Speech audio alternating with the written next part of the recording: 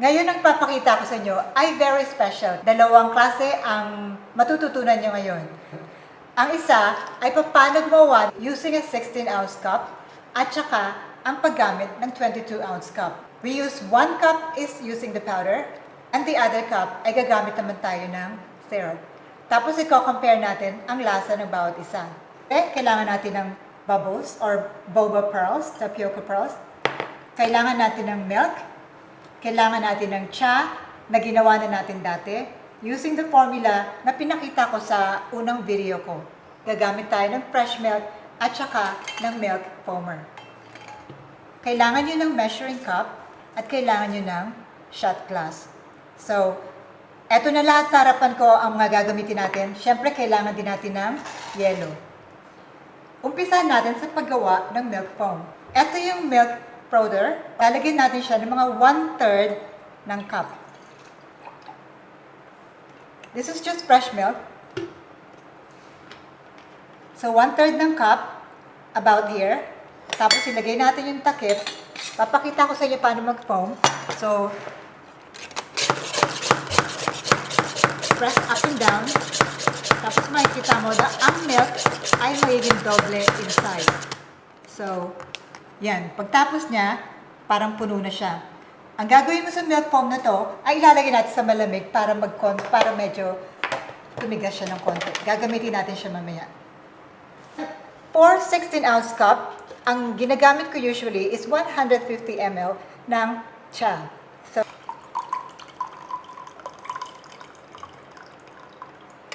ang gagamitin natin ngayon ay milk syrup. So, it's a liquid milk. Ang formula ng milk syrup is condensed milk mixed with fresh milk.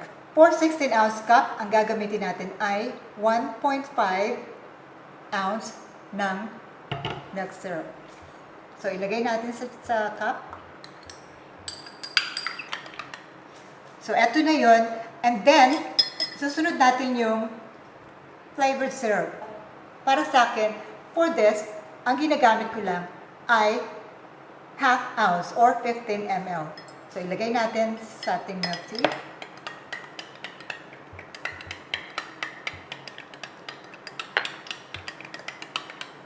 So, ayun. Hindi siya masyadong naging purple. Amoy natin. Amoy ube talaga siya.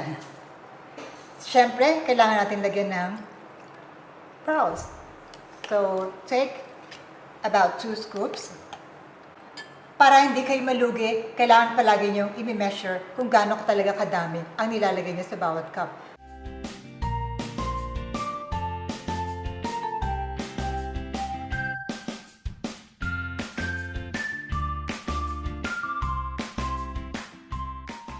Tapos na yung ating taro milk tea using the flavored syrup.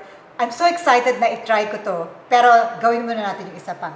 So, para naman sa 22-ounce cup, ang gagamitin nating basic ay 200 ml. So, kanina, 150 ml. So, 200 ml about there. So, lagyan natin siya ng cha.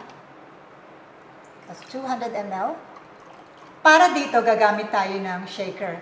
So, ilalagay ko na yung 200 ml dito sa shaker. Tapos, kukuha tayo ng 2 tablespoons ng taro powder. Milk syrup nilalagay ko ay 2 ounces. Yan. So, 2 ounces ng milk syrup.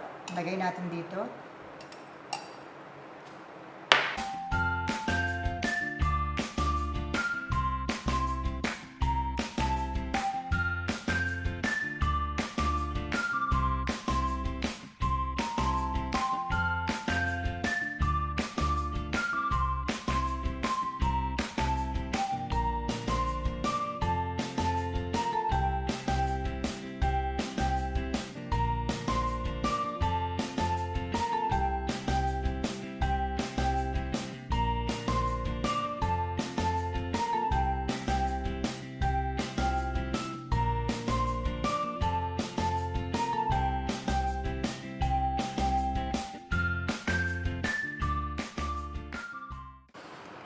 Lagay na natin ang straw.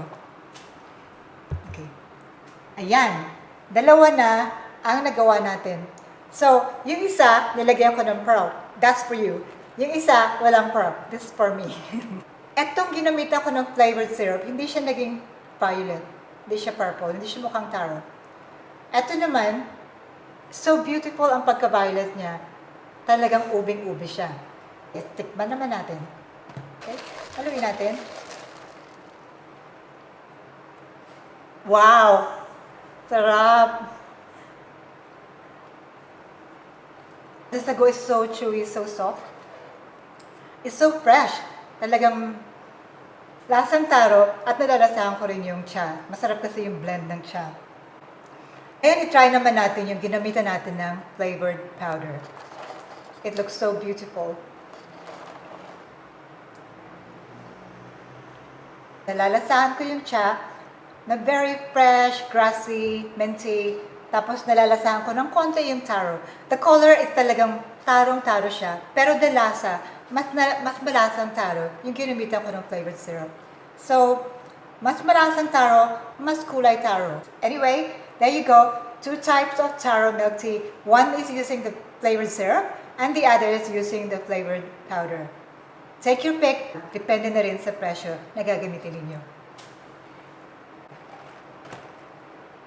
I hope you enjoyed watching today. Sana may natutunan kayo. Kung meron kayong question, comment below. And I will see you in my next video. Ciao for now.